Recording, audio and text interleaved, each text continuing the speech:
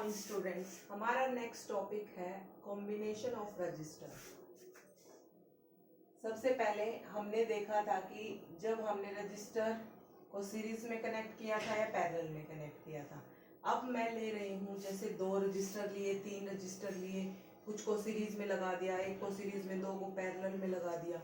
तो नेक्स्ट हमारा टॉपिक है कॉम्बिनेशन ऑफ रजिस्टर्स। रजिस्टर को क्या है का कॉम्बिनेशन, ठीक है।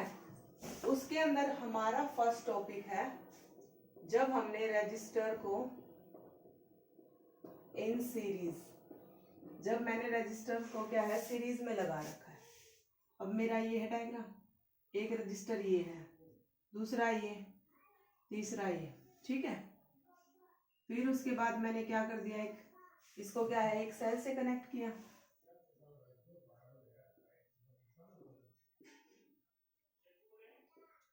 ये है R1, ये R2, ये R3, ये हमारा क्या है V है।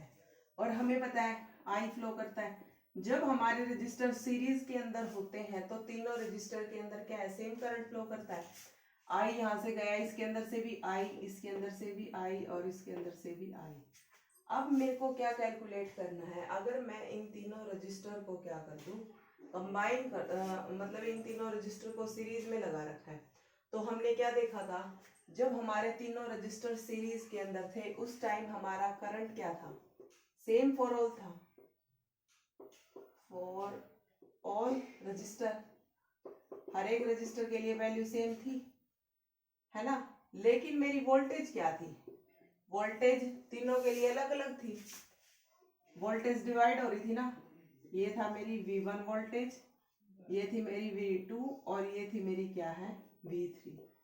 तो इस केस में भी क्या डिवाइड हो रहा था, V1 में, V2 में और V3 के अंदर डिवाइड होके क्या है V बन रहा था ना।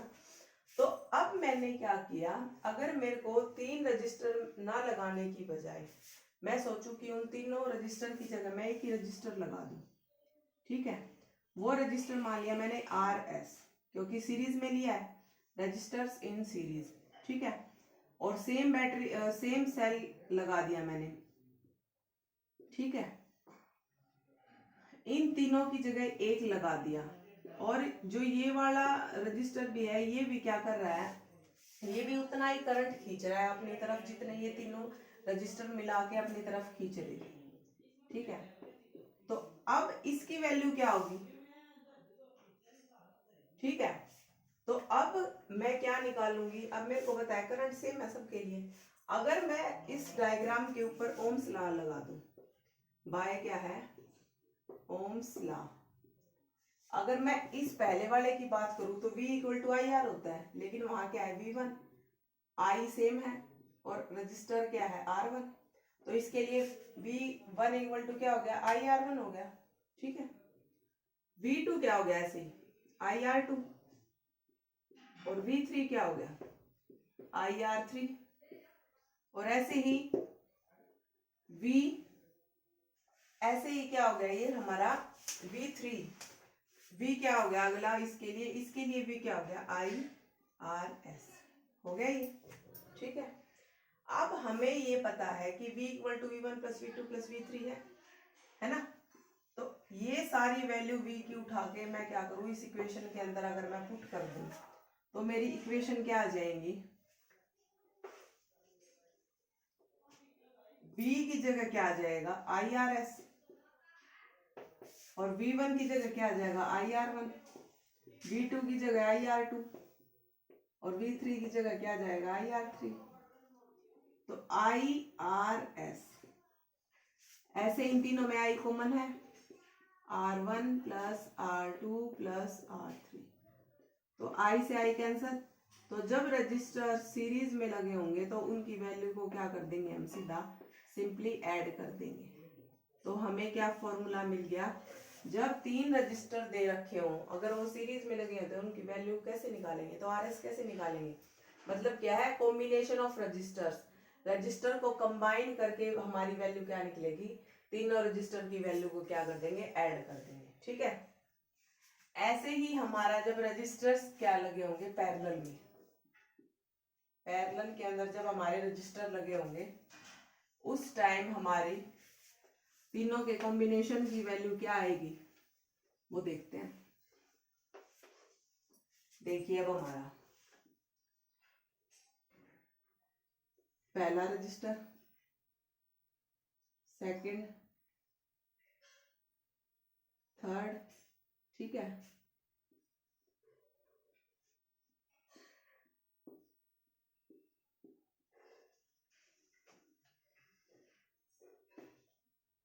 ये हमारा करंट यहां से। अब हमें पता है कि ये वायर यहाँ जाके तीन पीसेस के अंदर बट गई है ना, तीन उनके अंदर ब्रेक होगी। हमें पता है जब हमारा के रजिस्टर पैरेलल के अंदर होते हैं तो हमारा वोल्टेज क्या रहता है, तीनों के अंदर सेम रहता है। मतलब ये हमारा रजिस्टर R1 है, ये R2 है, ये R3 है। तीनों के लिए क्या हम एक ही वोल्ट मीटर लगाते हैं ना, तो तीनों के लिए V की वैल्यू सेम होती है। लेकिन करंट क्या होता है, इस वायर के अंदर I1 फ्लो करेगा, इसके अंदर I2 और इसके अंदर क्या करेगा I3, ठीक है। तो अब यहाँ क्या है, हमारी करंट की वैल्यू वेरी हो रही है ना, तो ओम्स लॉ क्या बोलता है। अब हमने देखा यहाँ करंट क्या आ रहा है, I1, I2 और I3 के अंदर क्या हो रहा है, कन्वर्ट हो रहा है ना, by Ohm's law. Ohm's law के अकॉर्डिंग हमें V इक्वल टू IR पता है ना।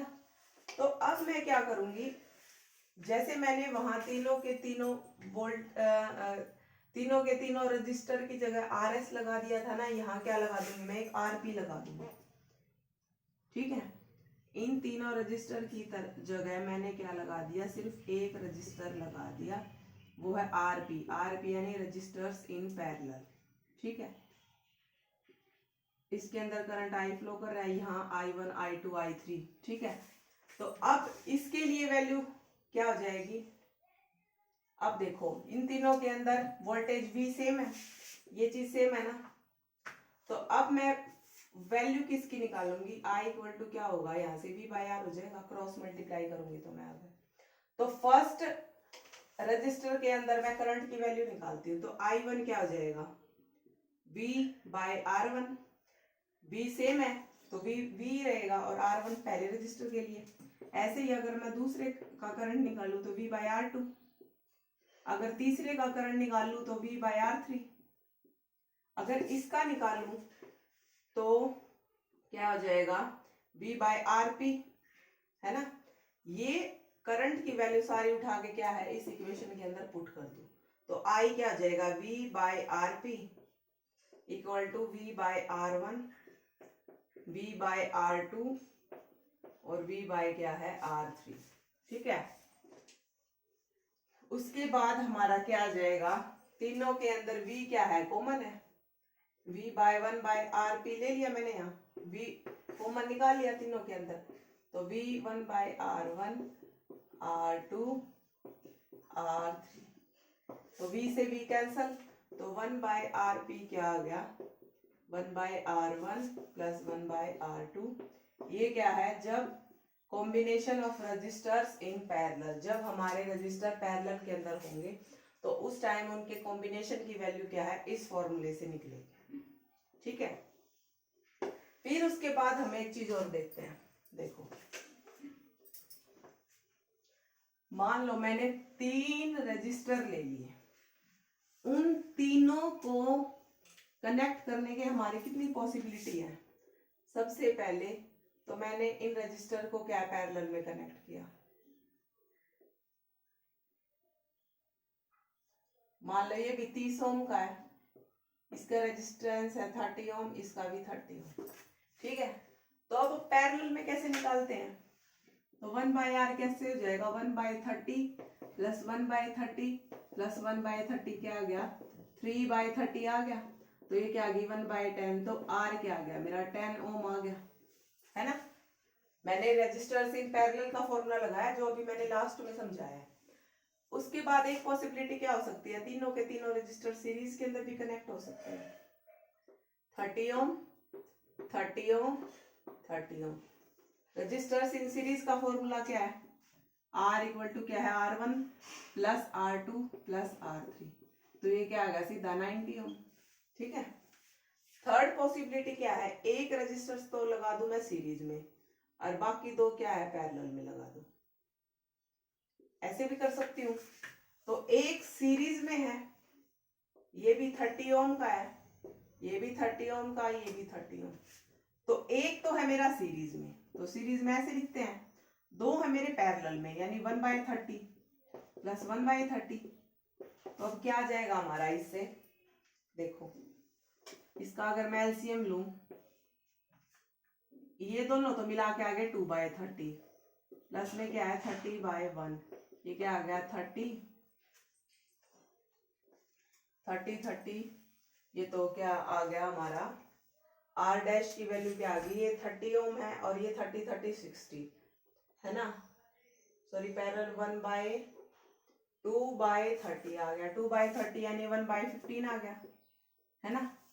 तो ये क्या आ गया 15, इसका एलसीएम हो गया 15 450 प्लस 1 बाय में ये क्या आ गया, जब हम इसको क्या है सॉल्व करेंगे तो हमारी वैल्यू क्या आ जाएगी, आर डैश क्या आ जाएगा 45 ओम आ जाएगा। ठीक है, अब एक और क्या है, दो पैरेलल में लगाए थे, अगर मैं दो सीरीज में लगा दूं, ठीक है, और एक क्या लगा दूं इनके पैरेलल में, ठीक है 30 30 और 30, तो 30 प्लस 30 60 और प्लस में 1/30, तो ये सॉल्व करके हमारी वैल्यू आ जाएगी 90 में।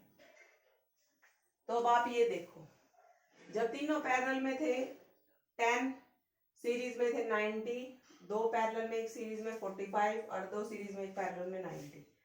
अब ये वैल्यू तो है सबसे कम, ठीक है, और क्या है 30 60 90, ठीक है, उसके बाद क्या है 25 और दो सीरीज में ये वैल्यू आ जाएगी हमारी 20। ये तो है सबसे कम और 90 है सबसे ज्यादा। जब हमने पैरेलल के अंदर रजिस्टर लगाए तो हमारा रेजिस्टेंस क्या आया सबसे कम। तो इसका मतलब क्या है, अगर मुझे रेजिस्टेंस की वैल्यू को मिनिमाइज करना है ना, तो उस केस में मैं रजिस्टर्स को पैरेलल में कनेक्ट करूंगी हमेशा। क्या मतलब, जब to minimize the value of resistance we should connect resistors in parallel। ठीक है, जब क्या है मैं करंट रेजिस्टर की वैल्यू को क्या करना चाहूंगी, मिनिमाइज करना चाहूंगी, तो मैं तीनों के तीनों रेजिस्टर्स को पैरेलल में लगाऊंगी। ठीक है, और हमने देखा कि सीरीज के अंदर हमारी रेजिस्टेंस की वैल्यू सबसे ज्यादा आई है। तो जब मुझे रेजिस्टेंस की वैल्यू को क्या करना है मैक्सिमाइज, तो मैं तीनों रेजिस्टर्स को क्या लगाऊंगी, रेजिस्टर्स को लगाऊंगी सीरीज में। समझ में आई बात। तो इसका मतलब क्या है, हमारा रेजिस्टेंस इन सीरीज और रेजिस्टेंस इन पैरेलल का क्या है डिफरेंस देखते हैं हम।